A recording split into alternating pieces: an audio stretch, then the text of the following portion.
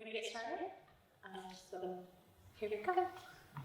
Hamikapi, Ishkawachiakapi, Chadewashkianapichisapi, Emmy Horses and Machiapi, Sichanku, Lakota, Namba, Lakota, Machaka, Sichanku, Lakota, Yake, and Mapi, Ochedi, Shakoni, Makoche, LT, Diana Hippie. Hi, my name is Emmy, my name is I am Sicangu and Lakota, and I'm a citizen of the Russo tribe. I'm here to welcome you all today. It's very good to see all of you. Thank you for joining First Peoples Fund for this momentous occasion of our 25th anniversary celebration, We the Peoples Before. Our mission at First Peoples Fund is to honor and support the collective spirit of First Peoples artists and culture bearers. Our work recognizes the power of art and culture to bring about positive change in Native communities, beginning with individual artists and their families. Before we begin, let us acknowledge that we're meeting today on the traditional territory of the Sicangu, Pamunkey, Nanango, Mattaponi, Chickahominy, Monacan, and the Packo. Regional tribes have and continue to serve as stewards of these lands, and we all continue to do the work of uplifting these communities and all indigenous peoples at the site of national and international convergence. I am a program manager of special initiatives at First Peoples Fund, and last year we began to develop the Education and Impact Initiative, which we are introducing to you all today. It's a new project of First Peoples Fund, and we'll be sharing a bit about that this morning, and are excited to share the work of artists with you all today. I am excited to introduce the panelists to you in a moment, but I would like to invite up Sherry Salud Black, who is the president of our board currently, to offer a welcome.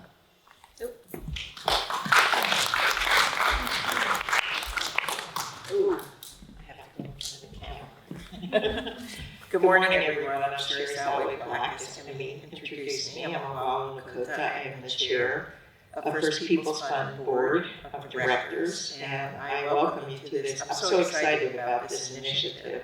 My background is education, actually. I have an undergraduate degree in education, and I feel, even though I've not been in the classroom, I've been educating folks my entire 40-plus year career working in Indian country. And I wanted to just offer a few, and Emmy shared a little bit about First Peoples Fund, but this is not our first or only education initiative. In fact, all of what we do is education, whether it's with artists, whether it's with people that we work with. We are continuing to educate folks and to educate ourselves as well, too, about what the needs are out there. The research reports that we do, we just released a new one, is part of the work of First Peoples Fund. We also have developed curricula over the years too, so it really is the heart of our work is education. And one thing I'd like to offer too, since I have not been in the classroom, but the fact that I worked in education throughout my career, is that it's our role to educate people about Indigenous America. And I feel like it's a blessing to be part of that, to actually help people understand about us. And it's also a responsibility to learn about all the Indigenous peoples in this country. And last night was just an amazing learning experience for all of us. It was wonderful, and it's really important that we broaden our view of Native peoples and to learn what we can. So I'm very excited about this work, and welcome you all here. So thank you very much. Thank you so much, Sherry. And I'm going to very briefly introduce a little bit about the Education and Impact Initiative. This is an initiative that started as a dream of Lori Queers to be able to expand We the Peoples Before, the performance that many of us were able to attend last night, so that more of our nation and the world could see the amazing work of Indigenous artists throughout the country. Sherry and I have both spoken a little bit about the impact and the work that we've done with Native artists all across the country. And this allows us to expand that reach to help people who may not be familiar with Native artists all across the country to connect and learn more about our communities and our traditions and how we pass those on many times through artistic practice. And so what we will be releasing and what we're sharing today is centered around how our artists do that in our communities.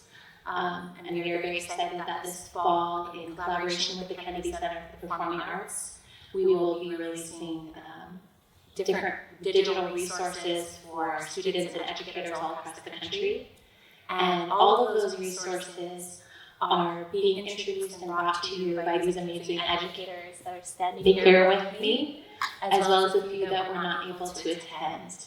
And these educators, they come to us from all across the United States, from different nations and different communities, from reservations and urban centers, and Native communities that do not have reservations in their communities. And I'm just very excited to be able to introduce their work to you. I invite you to take a look at the framework that is in the materials that are on your chair. And that is what guides our work with the Education and Impact Initiative, and helps us to see and make those connections not only with the challenges that our communities have faced in light of the harms that have been placed on our communities, but being able to see how we've held on to traditions despite all of those challenges and all of the harms that have been perpetuated against Native peoples. So I invite you to take a look at those resources and find us throughout the day. If you have any questions, check out our website, Ōiwi Peoples Before, First Peoples Fund's website, and the Kennedy Center also has a site set up that gives you a little bit of an introduction to what we're doing, and we'll, in the fall, begin to release materials. So I'm very excited to share that with you, and I'd like to take a moment to introduce the educators that are here with us, as well as a few that were not able to join us. So we have Waqnahwew, Grignon, Lynette, Stant, Leona, Antoine, and Ululani, Russo. And two education fellows that are not able to join us are Nicole, Butler-Hooton, and Packo. And they will all be sharing a little bit today about why this work is important and why it's so important for us to hear from Native people about our traditions and our practices, and why it's so important for students and educators to be learning all of these things that we'll be sharing with you through the Education and Impact Initiative. So I'm going to start with Waqnahwew, since you're over here. And we'll each be sharing a bit about why this is important to them. Alright. Pasal Madrid, Grignon, Ōiwi, Waqnahwew and Apache, Mohammed Totan, Linda, Ōiwi, Nikia, Mishik, Dennis, Ōiwi, Leona, the nation of Machaselo is Kai's Machitao. It's really an honor to be here amongst these educators, amongst all you educators here. I asked before our panel started how many of you are educators, and it's good to see almost everybody raise their hand. Everybody should raise their hand because we all do this work. I really am proud to be able to speak our language here. No, I'm not the first one. I know there's been many before me that have come to what is now Washington, D.C., and have spoken our language here. And part of what I'm hoping to do with this is to help my students, help my community to understand the importance of speaking our language, being who we are as Menominee people, as Indigenous people, and bringing that idea and that are becoming, I guess, a cultural ambassador to the world, who we are. And last night at the presentation, at the performance, there were so many different people I was so proud to see speaking their language and practicing their traditions and sharing it with the world. I think that we as the educator fellows are going to help to continue that, what was presented last night. We're going to bring that into our classrooms, and we're going to help other teachers bring that into their classrooms and have a better understanding of who we are as Indigenous people. That's our role. That's a role that now we have not just chosen for ourselves, but have been pretty much tasked with from a greater power, from our people, from our community. They've seen that we possess the strength to be able to educate and be able to help translate maybe the things that we see, the things that we experience, the things that are passed down to us from our ancestors, and to help create cultural ambassadors of our students, the ones that are going to pass on the knowledge, the ones that are going to continue the work that we are part of a greater legacy of education. And I guess I'm really honored to do this work, to be a part of this, and to work with these fine people on creating some lessons that are going to create impact. And I really want to speak to my people at home, to the students that may watch this. I'm really excited to bring home and share with you the performance from last night and talk about it. And talk about the issues that were brought up in that, how they affect you, how they affect us, how they affect our parents, grandparents, great-grandparents, and our ancestors from way back. And I guess I'm just really excited to be here, and I want to thank you all for being here, and I want to thank you all for sharing gifts. Have some amazing gifts, and that's what we do as Indigenous people. We share these gifts with each other to create that relationship and to share that wealth. So it's not just a gift in the material form, but it's a gift of knowledge, it's a gift of love. And I say, well, man, we all.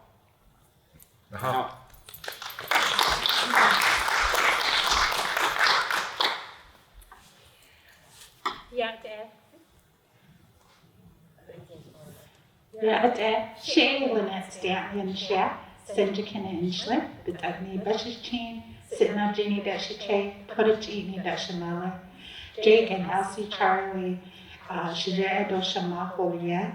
I come from Tuba City on the Navajo Reservation. I am a 18-year veteran teacher on the Salt River Indian Reservation, and I always like to honor my students by introducing myself in their language. So Skukbash, Ani Anak Shuge, Lynette Stant. Also my daughter, who is Pablo, I like to welcome everybody in her language. So Huatsi Kaidawa, and then my husband, who is Hawaiian, so aloha, everybody. I am so excited to be amongst these wonderful educators and stand in their presence of knowledge as we begin our journey in creating and bringing to life Lori's vision of the future of Indigenous education. When I first applied for this program, I didn't really understand what I was getting into until it really came to life when at last night's performance, and seeing how our young people are continuing the process of reclaiming our languages and our culture and passing it on and being the models for our younger students and children of all our communities. And there was so many many times that I wanted to stand up and raise my hand and I was the one in the back snapping, and it was just, I think I'm the elder of this group, so it was really wonderful to see our young people in that position. So, Ben had a wonderful quote on day one in his workshop, and he said, "We are not just raising children, we are raising elders." And that is so true. So when I think about my 18 years as a classroom teacher, it was all about aligning curriculum to state standards, to colonial standards, without thinking about the importance of how Indigenous communities have remained resilient, and that is through the teachings of elders. And so bringing to life that way of teaching into the classroom and developing these lessons is so exciting. My historical trauma is I did not grow up learning my language. My parents are both students of boarding school, so it was really important for them to be able to know that their two daughters spoke English eloquently and be able to assimilate into society. So I did not grow up speaking my own language. And for me, it's heartbreaking because when I go home and the bedroom I sleep in faces the east, so when my mom goes out to pray in the morning, she faces the east, and I can hear her praying in Navajo. And it makes me sad because I can't do that for myself. I can't call on my ancestors or my holy people in my own language. I can't say those prayers for myself and my child in my own language. And it's heartbreaking.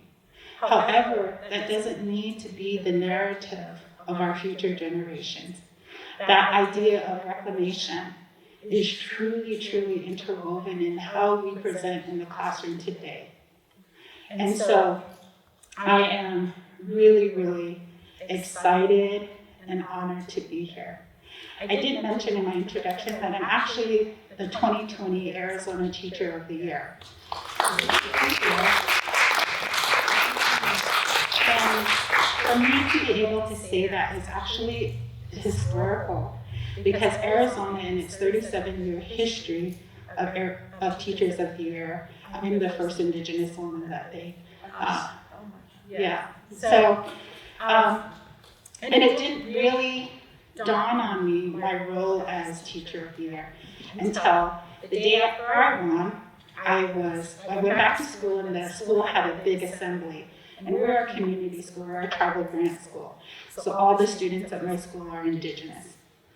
And I was standing up, and we did the presentation, and the kids were clapping. And afterwards, the kids had the opportunity to come up to me and congratulate me and give me their cards that they handmade. But it was at the very end, and it was very surreal. The crowd parted, and at the other end was a little girl, and she had a piece of white paper in her hand, and she's running to me really, really fast. And she jumps in front of me, and she says, "You're like me. You're like me. You're Navajo like me." She's like, "I want to be like you." And it wasn't until that moment that I realized the impact of our voices as Indigenous people. Our children are looking at us. They are listening to us. They're watching us. So this framework and our role here as fellows is truly important. We are writing the future of our classrooms, our Indigenous classrooms, our Indigenous teachers. And that truly is not only an honor, but it's really, really exciting. So I hear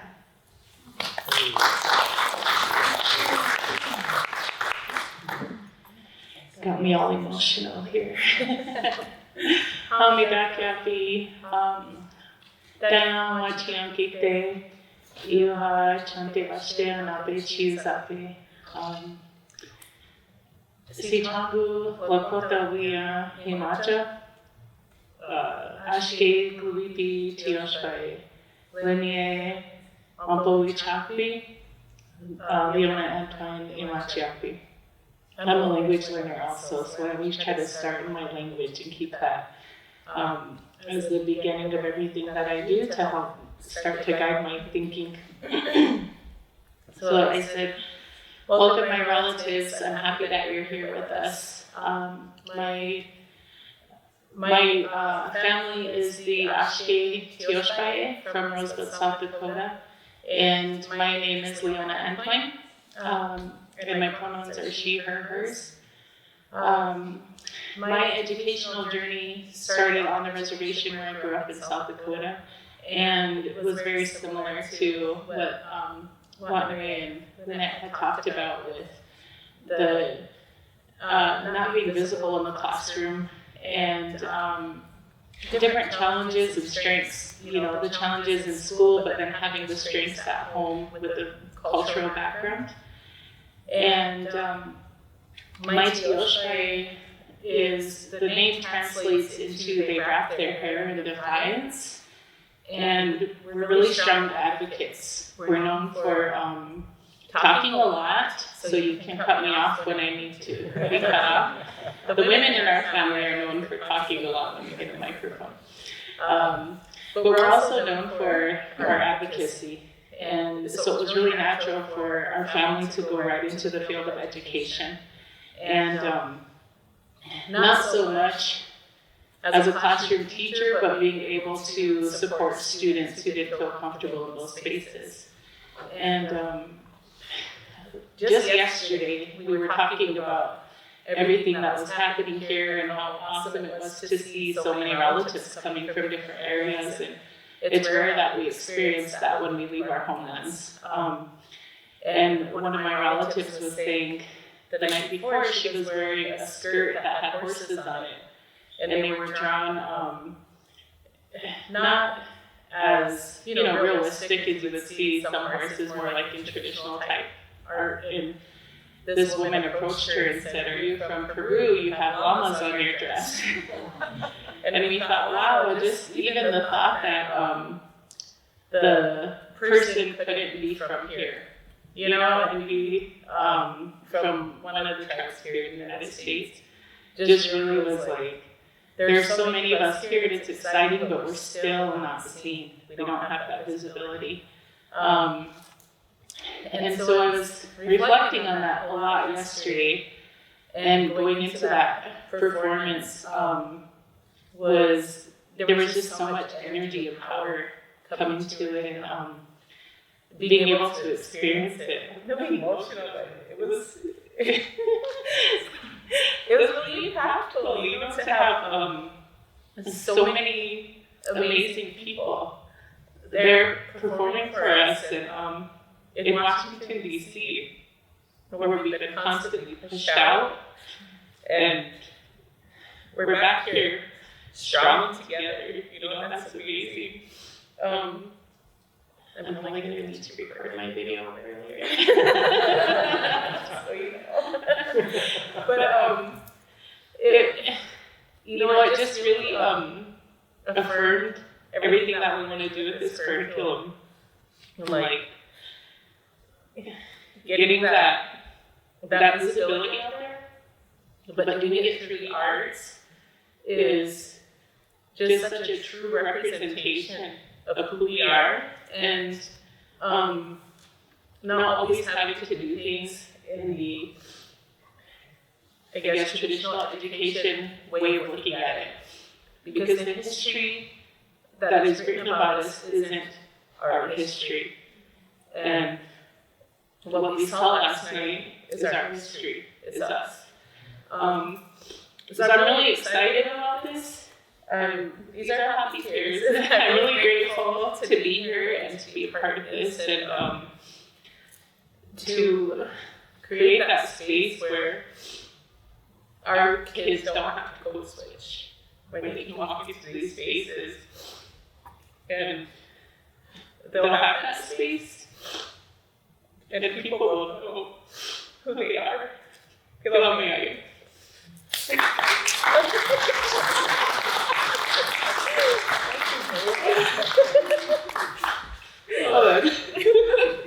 Vale went first. Alright. We're just talking about how we were crying all last night too. Okay. Aloha mai kākou, o Bridgie Ululani Kahili o Klani o Ana Russo ko Oino o Kapahulu Mea. Hello everybody, I'm Bridgie Ululani Kahili o Klani o Ana Russo, but you can call me Ulu or Ululani. And I'm from Kapahulu on the island of Oahu, Hawaii. I am very thankful to be in this space with these amazing people. I'm an 8th grade science and Hawaiian studies teacher in an intermediate on the west side of Oahu. I am lucky enough to have had a lot of support from my admin, where I'm a public school. Hawaii has been doing a really good job in our immersion schools, integrating language and Hawaiian culture. However, our DOE system is still very much struggling, and I'm lucky enough that my admin is Hawaiian, and he also believes in bringing Hawaiian culture and Ikekupuna, which is Hawaiian ancestral knowledge, into the classroom. So I've had the opportunity to rewrite our whole science curriculum along with my science coach who's sitting back there, Kipaha Spencer.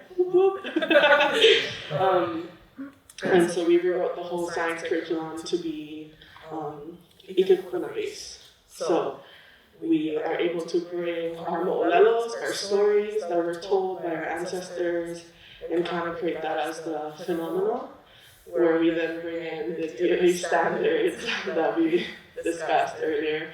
And it's been a game changer seeing our Hawaiian students really engage in the classroom and fortify their Hawaiian identity. A lot of the DOE does not provide any Hawaiian ancestral knowledge. There's 2 semesters the whole time until they come to us, where they learn basic Hawaiian culture. But a lot of our Hawaiian students, like we've discussed in many generational traumas that are common, they don't have the opportunity to learn Hawaiian, know anything about the history. And so it's a game changer when we're able to do that in our classroom and kind of immerse them as much as we can. I was also lucky enough, my principal gave me the ability to create a Hawaiian studies class and run with it. So I'm able to teach my students Hawaiian traditional kanano e'aos, feather lei making, hulu, and hala weaving and so on. So I'm really thankful for that. And what I'm so excited about this curriculum is the opportunity to use such performance as kind of our foundation for this curriculum, because as much as I myself am integrating this Ikekupuna within the classroom, I still have to abide to a lot of these rules and these Western ideologies and standards, and there's still controversial letters I have to send home to talk about certain things, and there are limits. But what is so exciting about this curriculum is that we're able to have this platform. We can discuss things that we have had a hard time bringing into our own classroom, and now we have this platform to create lessons where literally the first poet performance, we are not Americans. Even being able to create that statement and being the base of a lesson plan, we are not Americans. That is something that's so empowering, and I'm so excited to have that opportunity to discuss these things and not have to go around the limitations of, oh, that's controversial. Yes. Everything is controversial. Education is controversial. It is literally the foundation of our people and our stories. So it is time to have them told the way that they truly are, with our perspective, that we don't have to filter through this Western colonial mindset. So I'm extremely excited about that, and that is something that I'm proud to be a part of and have this opportunity to be here and hopefully continue this curriculum for many more years to come with future cohort members. And yeah, we were all crying really hard last night. I think we've all said that multiple times, and it just hit home because everything resonated. Everything really resonated with us, and it's interesting to see. Obviously, there was like one Hawaiian performance, but a lot of concepts obviously filter through. Like water is life. We're currently struggling with a really big issue in Hawaii with Red Hill, where water is being poisoned by these tanks from the military leaking jet fuel in our biggest water aquifer on Oahu, and it's just such a common thread everywhere. Water is life. So, mahalo.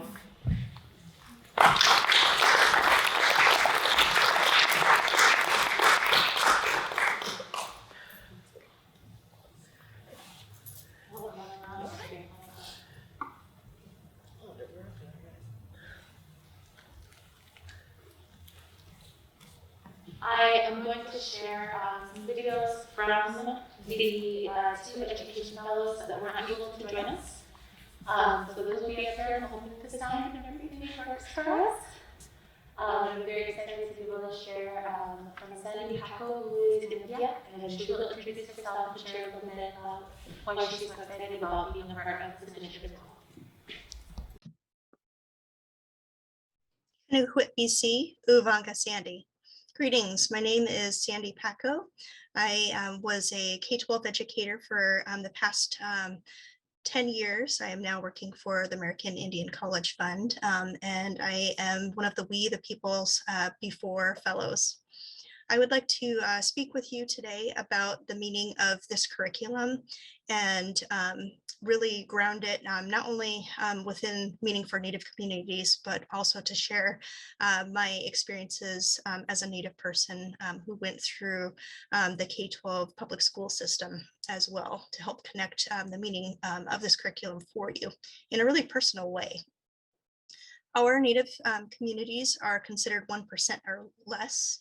And when a student is a part of the 1% or less, they are not the focus of the classroom. Their histories become drowned in a sea of other subjects and topics, and no little time and space is made for them to see themselves within the context of American history, culture, and society. Even within the classrooms that do study Native histories and culture, they are often talked about within the past. This had really profound implications for me as a Native person. I grew up in what I defined as walking two paths. One was home-based, familiar, comforting, and safe. And in that home path, I felt like I led a really rich life, listening to my elders tell stories until deep into the evenings.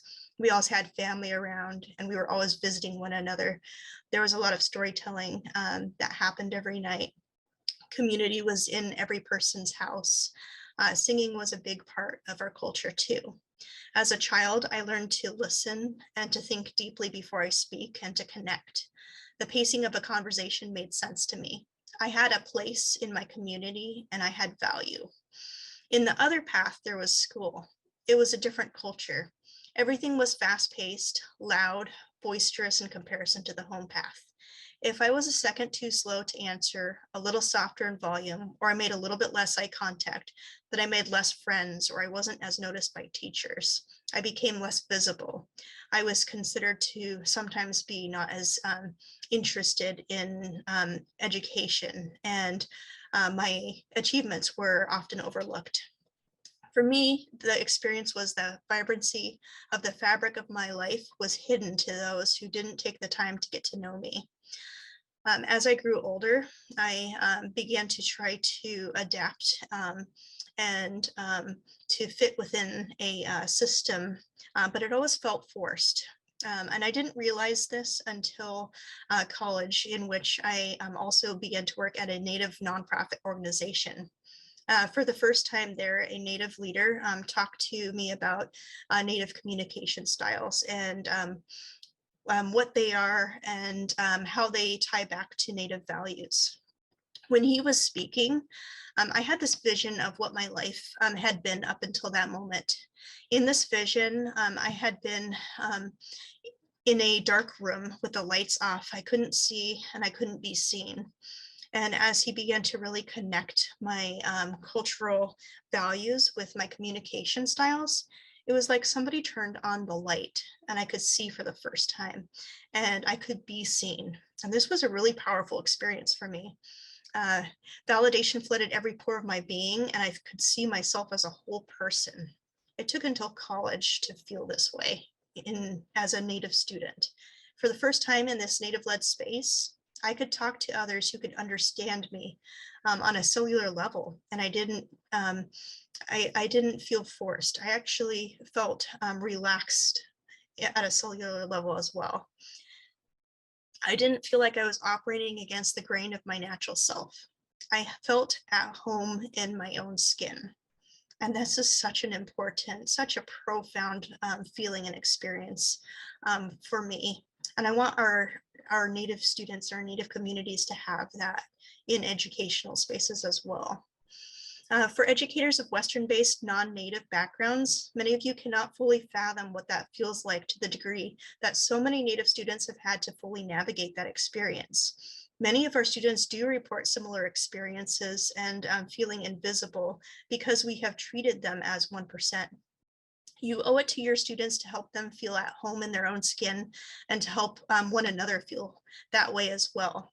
I believe this curriculum is not only going to create a space for Native students to feel included, but it will have an impact for all students in the classroom as well. I invite you to become an agent of change for the next generation. You cannot underestimate your power and your influence to help or to hinder someone's existence with their own skin. Whether you realize it or not, you are a pathway to healing or to hurt. It really begins with awareness. So I invite you to engage in this curriculum and to be a pathway to healing. Thank you. Shayla Shaushi Nicole Butler-Hooton Awanti. I am a member of the Confederated Tribes of Siletz of Oregon, the Chetco Band, and the San Carlos Apache tribe. I am honored to be a Kennedy Center Fellow with the We the Peoples Before Fellowship, and I wish so greatly that I could be there with all of you in person. I would like to share my culture, my knowledge, my background with all of you, and thank you for this opportunity. Growing up, I was one of the only Brown and Indigenous students in my classroom, my town, and for many counties around. I did not see other students who looked like me, nor did I see educators who resembled me. My identity was not accurately or positively depicted in textbooks, curriculum, and stories. The curriculum I received was not historically accurate or culturally relevant, and the Indigenous history I received was full of negative stereotypes, violence, and trauma. I was not taught traditional stories in elementary school, and I did not see Indigenous examples of resilience and beauty. The result of having very little culturally responsive teaching in my career, in my educational career, left me feeling unseen in the curriculum. The textbooks and picture books I remember reading were presenting Native people in the past and made me think that my culture had been erased. I always had a desire to strengthen the Indigenous presence in my peer groups and my community. In the small community in Oregon that I grew up in, there were countless racist acts that my family experienced that has helped shape me to overcome the Indigenous trauma. As a result, I was taught to see education as a form of empowerment. My family instilled in me the value of education. Upon entering school, I had a different experience than that of many of my relatives. Teachers began to reach out and see the academic shifts that were happening in front of them. I got a great deal of support in Title I reading and speech support and in math. I began to excel, and the advocacy and the systems change that were happening in the early 80s, I found that my teachers cared deeply about me and they wanted to find entry points into building a relationship with my family. That to me is a new educational legacy that all students deserve. Being a teacher is part of my identity. I've known that I wanted to be a teacher since first grade when Mr. Hathorn asked me how I wanted to change the world, and I said I wanted to be a teacher because I liked school so much. My mom recalls me not wanting to go home during summer break because I would miss school. Although I was taught very little about my culture in the school setting, as I went home and engaged with my family, I had examples of strength and resilience and beauty. As I was trying to find my identity through elementary school into middle and high school, I knew that Indigenous communities lacked resources, access, and awareness of trauma-informed healing. As I moved on to college, I began to really embrace my Indigenous culture. I began to see educators and more students who looked like me. And I became deeply aware of the underrepresentation of Native perspective in educational spaces. I was growing in my cultural journey. The community I was building was more diverse, and the community had been the most important part of my healing. Learning from professors who resembled diverse cultures and engaging in Native American studies was pivotal in changing my narrative, right? It takes one person. As mentioned, my family instilled in me the value of leadership. As I became a teacher, I've always wanted to be that transformative educator who listens and leans into the discomfort to do the equity work. I want students to show up to be their authentic selves. I seek to create a classroom of joy and justice, and I am committed to being the change our students need, decolonizing our classroom and disrupting racist curriculum and white supremacy in learning. I love learning, and I want my students to enjoy learning. My drive is for all students to be empowered and represented in our curriculum, and to feel that they have access, opportunity, and accurate representation. As Native people and Native students, we need to see and hear more Native stories and Native joy. There is a desire for our people to move past this idea of Native invisibility. When I consider the healing, the centering of relationships, and the support students of color deserve and need, it begins with the disruption of systems that don't serve all students. To engage in Indigenous lifeways and histories, there needs to be a shift in the academic setting, a shift to more human-centered approach to learning.